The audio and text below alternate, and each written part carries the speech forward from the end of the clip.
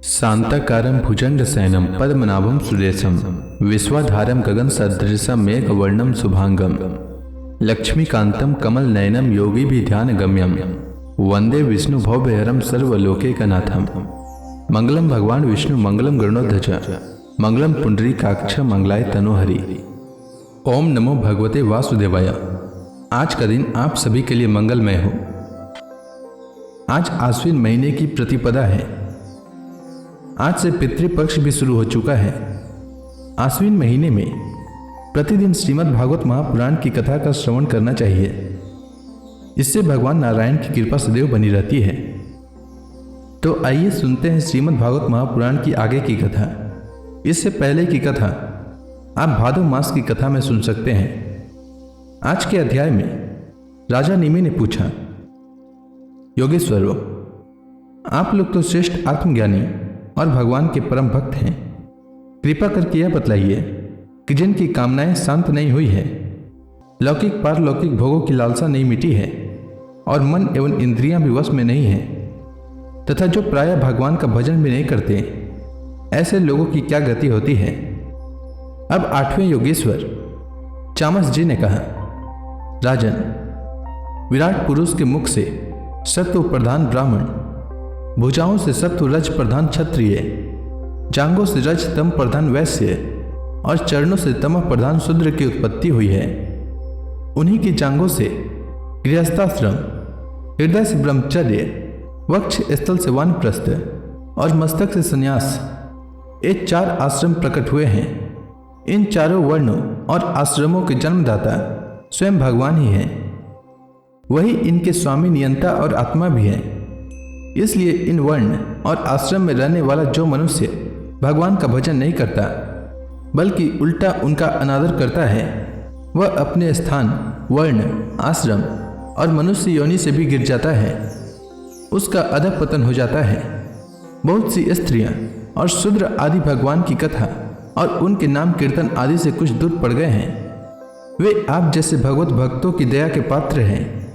आप लोग उन्हें कथा कीर्तन की सुविधा देकर उनका उद्धार करें। ब्राह्मण, क्षत्रिय और वैश्य जन्म से, वेदाध्ययन से तथा यज्ञोपवीत आदि संस्कारों से भगवान के चरणों के निकट तक पहुंच चुके हैं। फिर भी वे वेदों का असली तात्पर्य न समझकर अर्थवाद में लगकर मोहित हो जाते हैं। उन्हें कर्म का रहस्य मालूम नहीं है। मूर्ख होने पर भी वे अपने को पंडित मानते हैं और अभिमान में अकड़े रहते हैं। वे मीठी मीठी बातों में भूल जाते हैं और केवल वस्तु शून्य शब्द माधुरी के मुंह में पड़कर चटकीली भड़कीली बातें कहा करते हैं। रजोगुण की अधिकता के कारण उनके संकल्प बड़े घोर होते हैं।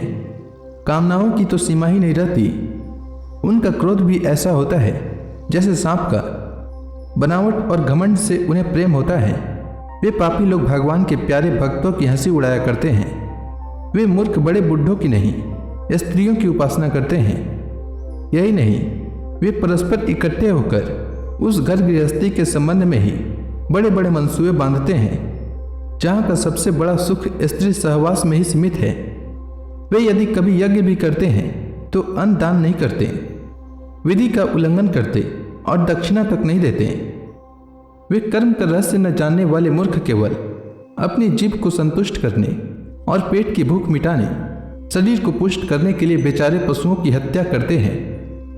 धन, वैभव, कुलीनता, विद्या, दान, सौंदर्य, बल और कर्म आदि के घमंड से अंधे हो जाते हैं तथा वे दुष्ट उन भगवत प्रेमी संतों तथा ईश्वर का भी अपमान करते रहते हैं। राजन, वेदों ने इस बात को बार बार दोहराया है कि भगवान आकाश के समान नित्य निरंतर समस्त शरीरधारियों में स्थित हैं।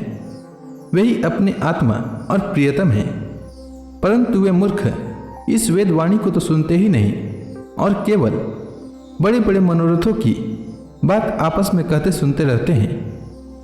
वेद विधि के रूप में ऐसे ही कर्मों की करने की आज्ञा देता है कि जिनमें मनुष्य की स्वाभाविक प्रवृत्ति नहीं होती। संसार में देखा जाता है कि मैथुन, मांस और मद्य की ओर प्राणी की स्वाभाविक प्रवृत्ति हो जाती है, तब उसे उसमें प्रवृत्त करने के लिए विधान तो हो ही नहीं सकता। ऐसी स्थिति में विवाह, यज्ञ और श्रोत्रमणि यज्ञ के द्वारा ही जो उसके सेवन की व्यवस्था दी गई है उसका अर्थ है लोगों की उच्छृंखल प्रवृत्ति का नियंत्रण, उनका मर्यादा में स्थापन। वास्तव में उनकी ओर से लोगों को हटाना ही श्रुतियों को अभिष्ट है। धन का एकमात्र फल है धर्म, क्योंकि धर्म से ही परम तत्व का ज्ञान और उसकी निष्ठा अप्रोक्ष अनुभूति सिद्ध होती है और निष्ठा में ही परम शांति है। परंतु यह कितने खेद की बात है कि लोग उस धन का उपयोग घर गृहस्थी के स्वार्थों में या काम भोग में ही करते हैं और यह नहीं देखते कि हमारा यह शरीर मृत्यु का शिकार है और वह मृत्यु किसी प्रकार भी टाली नहीं जा सकती। 17 मणि यज्ञ में भी सूरा को सूंघने का ही विधान है, पीने का नहीं। यज्ञ में पशु का स्पर्श मात्र ही विहित है, हिंसा नहीं। इसी प्रकार अपनी धर्म पत्नी के साथ मैथुन की आज्ञा भी विषय भोग के लिए नहीं, धार्मिक परंपरा की रक्षा के निमित्त संतान उत्पन्न करने के लिए ही दी गई है। परंतु जो लोग अर्थवाद के वचनों में फंसे हैं, विषयी हैं, वे अपने इस विशुद्ध धर्म को जानते ही नहीं। जो इस विशुद्ध धर्म को नहीं जानते वे घमंडी वास्तव में दुष्ट हैं, परंतु समझते हैं अपने को श्रेष्ठ। वे धोखे में पड़े हुए लोग पशुओं की हिंसा करते हैं और मरने के बाद वे पशु ही उन मरने वालों को खाते हैं। यह शरीर मृतक शरीर है, इसके संबंधी भी इसके साथ ही छूट जाते हैं। जो लोग इस शरीर से तो प्रेम की गांठ बांध लेते हैं और दूसरे शरीरों में रहने वाले अपने ही आत्मा एवं सर्वशक्तिमान भगवान से द्वेष करते हैं, उन मूर्खों का अधः पतन निश्चित है। जिन लोगों ने आत्मज्ञान संपादन करके कैवल्य मोक्ष नहीं प्राप्त किया है और जो पूरे पूरे मूढ़ भी नहीं हैं, वे अधूरे न इधर के हैं और न उधर के। वे अर्थ, धर्म, काम इन तीनों पुरुषार्थों में फंसे रहते हैं। एक क्षण के लिए भी उन्हें शांति नहीं मिलती। वे अपने हाथों अपने पैरों में कुल्हाड़ी मार रहे हैं। वही लोगों को आत्मघाती कहते हैं। अज्ञान को ही ज्ञान मानने वाले इन आत्मघातियों को कभी शांति नहीं मिलती। इनके कर्मों की परंपरा कभी शांत नहीं होती। काल भगवान सदा सर्वदा इनके मनोरथों पर पानी फेरते रहते हैं। इनके हृदय की जलन विषाद कभी मिटने का नहीं। राजन, जो लोग अंतर्यामी भगवान श्री कृष्ण से विमुख हैं, वे अत्यंत परिश्रम करके गृह, पुत्र, मित्र और धन संपत्ति इकट्ठी करते हैं, परंतु उन्हें अंत में सब कुछ छोड़ देना पड़ता है और न चाहने पर भी विवश होकर घोर नरक में जाना पड़ता है।